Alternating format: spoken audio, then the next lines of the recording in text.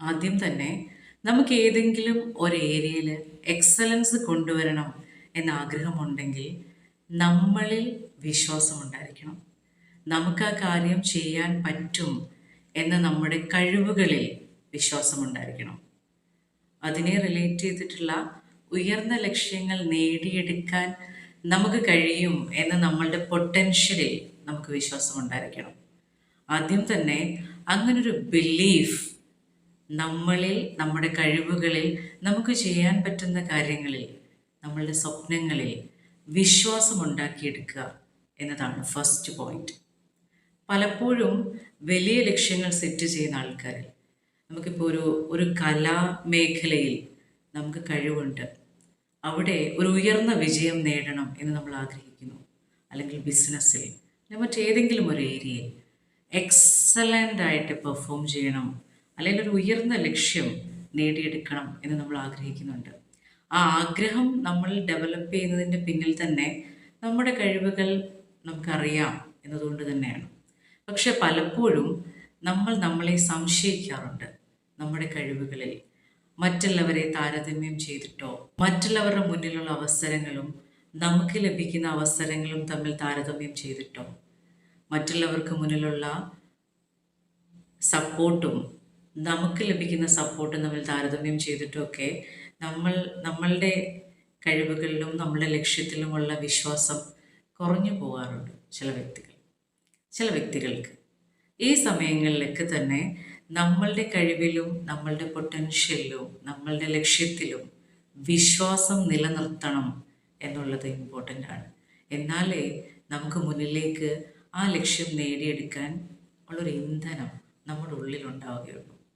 Believe in yourself, believe in your abilities, believe in your dreams.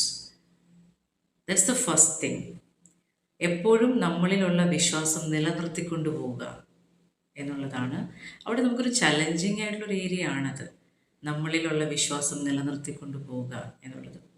പ്രത്യേകിച്ച് നമുക്ക് ചുറ്റും നമ്മളെ പ്രോത്സാഹിപ്പിക്കാൻ ആൾക്കാർ കുറയുമ്പോഴോ, പകരം നമ്മളെ നിരുത്സാഹപ്പെടുത്തുന്ന ആൾക്കാർ നമുക്ക് ചുറ്റും കൂടുതലുണ്ടെങ്കിലോ, അപ്പോഴൊക്കെ നമ്മളുടെ ലക്ഷ്യത്തിലേക്കുള്ള ഈ ഫയർ കെടാതെ കൊണ്ടുപോവുക എന്നുള്ളത് ചലഞ്ചിങ് ആണ്. അതിനൊക്കെ നമ്മളിലുള്ള വിശ്വാസം നിലനിർത്തിക്കൊണ്ടു പോകുമ്പോൾ നമുക്ക് വളരെ ഈസി ആയിട്ട് സാധ്യമാകും. And the next thing is attempt ചെയ്യുക. നമ്മളുടെ കഴിവ് തിരിച്ചറിഞ്ഞാൽ, നമ്മളുടെ പൊട്ടൻഷ്യൽ തിരിച്ചറിഞ്ഞാൽ, നമുക്ക് വേണ്ട ഉയർന്ന ലക്ഷ്യം നമ്മളുടെ മനസ്സിൽ പ്ലാന്റഡ് ആയി കഴിഞ്ഞാൽ, അതിന് ഒരവസരം നമ്മളെ തേടി വരും എന്ന് കരുതി വെയിറ്റ് ചെയ്തിരിക്കാതെ നമ്മളുടെ ഭാഗത്തുനിന്ന് അതിനുള്ള ശ്രമങ്ങൾ തുടങ്ങണം. നമ്മളുടെ ഭാഗത്തുനിന്ന് അറ്റംപ്റ്റ് ഉണ്ടായിരിക്കണം. എല്ലാ കാര്യങ്ങളും നമുക്ക് അനുകൂലമായി വന്നതിന് ശേഷം തുടങ്ങാം എന്ന് കരുതി മാറ്റിവെക്കാതെ, നമ്മളുടെ ഭാഗത്തുനിന്ന് നമുക്കിപ്പോൾ എന്താണോ റിസോഴ്സസ് ഉള്ളത്, നമുക്കിപ്പോൾ എന്താണോ ചെയ്യാൻ പറ്റുന്നത്, നമ്മളുടെ പരിമിതിക്കകത്ത് നിന്ന് നമുക്ക് എന്തൊക്കെ കാര്യങ്ങൾ ചെയ്യാൻ പറ്റും, നമ്മൾ സ്റ്റക്കാണ് എന്ന് തോന്നുന്നുണ്ടെങ്കിൽ കൂടി ആ സാഹചര്യത്തിൽ നിന്നുകൊണ്ട് നിങ്ങൾക്ക് എന്തു ചെയ്യാൻ കഴിയും എന്ന് മനസ്സിലാക്കി അതിനുള്ള പ്രവർത്തനങ്ങൾ നമ്മളുടെ ഭാഗത്തു നിന്നുണ്ടാവണം. And the third thing is repetition. ഇവിടെയാണ് പിന്നീട് നമ്മൾ നേരിടുന്ന ഒരു ചലഞ്ച്. റിപ്പീറ്റായി അത് കൊണ്ടുപോവുക, ചെയ്യുന്ന കാര്യങ്ങൾ സ്ഥിരമായി ചെയ്തുകൊണ്ട് പോവുക. ഈ ഭാഗത്താണ് നമ്മൾ മടി, കൺസിസ്റ്റൻസി, ഡിസിപ്ലിൻ, കമ്മിറ്റ്മെൻറ്റ് തുടങ്ങിയ കാര്യങ്ങൾ സ്ട്രഗിൾ ചെയ്യുന്ന ഏരിയ. നമുക്കൊരു കാര്യം ചെയ്യാൻ മടിയുണ്ടാകുക, അത് കാരണം അത് ചെയ്യാൻ പറ്റിയില്ല എന്ന് പറയാറുണ്ട് പലപ്പോഴും. പക്ഷെ ഇവിടെ മടി കാരണം നമ്മൾ ചെയ്യാതിരുന്നു എന്നത് മാറ്റി, നമുക്കതിനോട് താല്പര്യമുണ്ടോ, അതോ മറ്റെന്തെങ്കിലും തടസ്സങ്ങൾ നമ്മൾ നേരിടുന്നുണ്ടോ ആ പ്രവൃത്തി ചെയ്യാൻ എന്ന് തിരിച്ചറിഞ്ഞ് അതിനനുസരിച്ച് നമ്മളുടെ പ്രവർത്തനങ്ങൾ ചിട്ടപ്പെടുത്തുകയാണെങ്കിൽ, ലേസിനെസ് എന്ന് പറഞ്ഞ് തള്ളുന്ന ആ ഒരു നോർമൽ എക്സ്ക്യൂസിൽ നിന്ന് നമ്മളുടെ പ്രവർത്തനങ്ങളെ കാര്യക്ഷമമായി മുന്നോട്ടേക്ക് കൊണ്ടുപോകാൻ നമുക്ക് കഴിയും.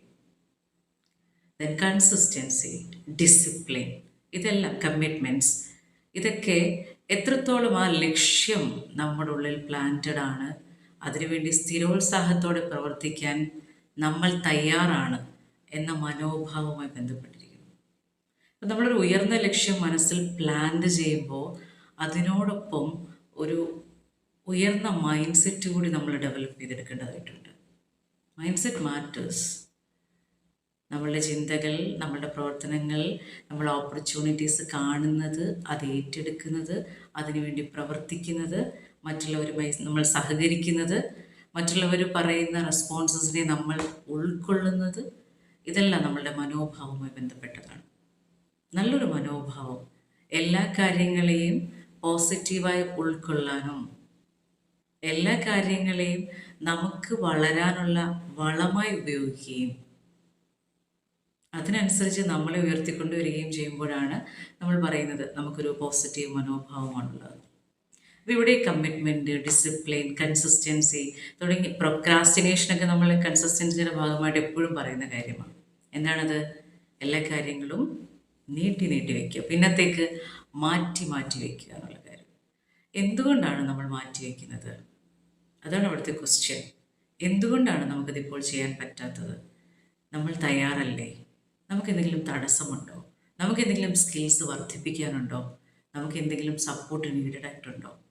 അങ്ങനെയാണെങ്കിൽ അതിനുള്ള കാര്യങ്ങൾ ചെയ്തുകൊണ്ട് വേണം നമ്മൾ പിന്നീട് സ്റ്റാർട്ട് ചെയ്യാൻ.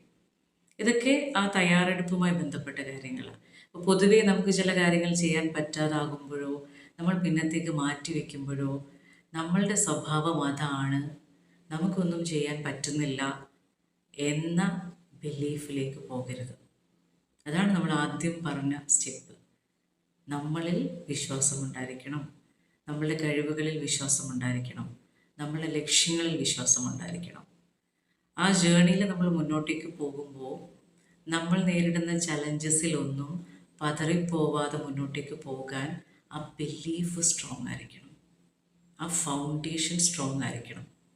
നമ്മുടെ ഉള്ളിൽ നമുക്കുള്ള വിശ്വാസം, നമ്മളുടെ കഴിവിൽ നമുക്കുള്ള വിശ്വാസം, നമുക്ക് നേടാൻ പറ്റുന്ന വലിയ വലിയ ഉയർച്ചകളിൽ, വലിയ വലിയ ലക്ഷ്യങ്ങളിൽ നമുക്കുള്ള വിശ്വാസം, അത് സ്ട്രോങ്ങായി നമ്മളുടെ കൂടെ ഉണ്ടെങ്കിൽ ഈ തേർഡ് സ്റ്റേജിൽ നമുക്ക് ബാക്കിലേക്ക് പോകാതെ മുന്നോട്ടേക്ക് കൂടുതൽ ഉന്മേഷത്തോടെ പോകാൻ കഴിയും. അവിടെ നമ്മൾ ഫോളോ ചെയ്യേണ്ട ഒരു മന്ത്ര എന്ന് പറയുന്നത് റെപ്പറ്റീഷനാണ്. നമ്മൾ ചെയ്യുന്ന കാര്യങ്ങൾക്ക് നമുക്ക് വേണ്ട രീതിയിൽ അപ്രീസിയേഷൻസ് കിട്ടാതെ വരുമ്പോഴോ, വേണ്ട രീതിയിൽ പ്രോത്സാഹനം കിട്ടാതെ വരുമ്പോഴോ, അക്നോളജ്മെൻറ്റ്സ് നമ്മളത് ആൾക്കാർ അക്നോളജ് ചെയ്യുന്നില്ലെങ്കിലോ നമ്മളുടെ വർക്കിനെ അല്ലെങ്കിൽ നമ്മളുടെ കഴിവിനെ, നമ്മളുടെ ലക്ഷ്യങ്ങളെ, അവിടെയൊന്നും നമ്മൾ തളർന്നോ പോകാതെ റിപ്പീറ്റായിട്ട് പെർഫോമൻസ് ചെയ്തുകൊണ്ട് മുന്നോട്ടേക്ക് പോകാൻ ഉള്ളൊരു മൈൻഡ് സെറ്റ് നമുക്ക് ഉണ്ടായിരിക്കണം. അവിടെ നമ്മൾ ഫോളോ ചെയ്യേണ്ട ഒരു മന്ത്ര റെപ്പറ്റീഷനാണ്.